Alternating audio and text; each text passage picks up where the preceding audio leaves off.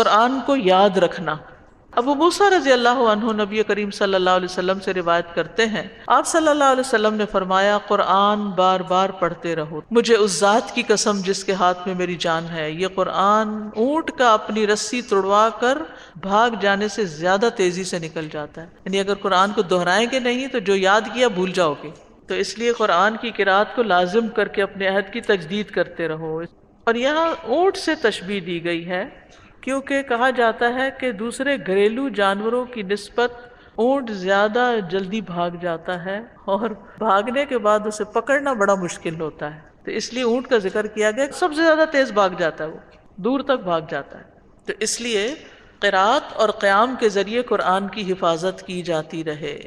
موسیٰ بن عقبہ کہتے ہیں کہ جب صاحب قرآن قیام کرے گا اور رات دن اس کی قرأت کرے گا تو اسے یاد بھی رکھے گا، اور جب اس کی قرأت کے ساتھ قیام نہیں کرے گا تو اسے بھول جائے گا۔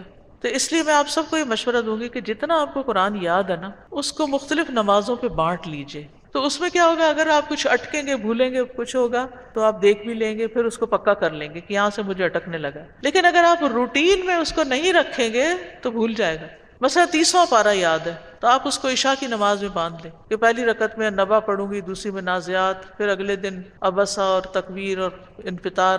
اس طرح کرتے کرتے ایک ہفتے سے بھی کم میں پورا سے پارہ ختم ہو جائے گا، پھر دوبارہ سے شروع کر لیں، پھر دوبارہ سے شروع پھر اگر بیچ بیچ میں سے قرآن یاد ہے تو وہ بھی آپ کسی نماز میں، مثلا ظہر کی نماز، عصر یا کسی نماز میں آل عمران کی آخری آیتیں یاد ہیں، البقرہ کی آخری آیتیں یاد ہیں، الکہف کی پہلی اور آخری آیتیں یاد ہیں، سورۃ یاسین کی ابتدائی آیات یاد ہیں، یا اور کوئی قرآن کے پسندیدہ حصے آپ نے یاد کر رکھے ہیں، تو ان کا ایک اسکیجول خود تیار کر لیں۔ اور اگر آپ کئی سپارے حفظ کیے ہوئے ہیں تو ان کو بھی اسی طرح بانٹ لیجئے کہ کب کب پڑھنا ہے۔ اگر آپ یہ روٹین سیٹ کر لیں گے نا تو یقین مانے آپ بھولیں گے نہیں، اور اگر کچھ بھول چکا ہے نا تو اس کو یاد کر کر کے روٹین کا حصہ بناتے جائیں۔